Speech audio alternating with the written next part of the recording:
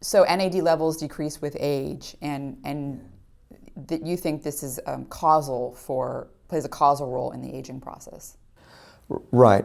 So why is NAD linked to sirtuins? So sirtuins are enzymes, and this is my picture of an enzyme, but think of like a Pac-Man that's chewing off chemical groups off other proteins, telling them what to do, like a traffic cop.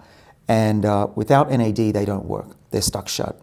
And so there's always NAD around, otherwise you'll be dead. But if the levels go down as they do as you get older, and I'm almost 50, so my levels probably are half what they were when I was 20.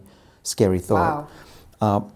So my sirtuins are working maybe half as well as they did telling the troops to go out and fix my body.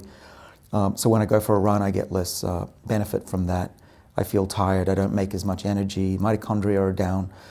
But by raising up the levels of NAD to when I was young, what I think is going on, based on the animal work we've been doing for many years now, is to trick the body into thinking that it's young again, or it's been exercising or dieting. And that allows the sirtuins to do their job the way they once did. By just having that level of NAD higher, like it's basically like a signal.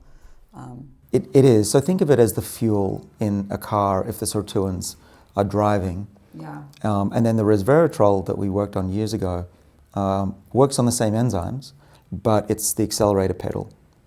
So it actually, the NAD is making it work, but resveratrol will come along and make it work even faster. So the combination of those two we find is even better than just one alone.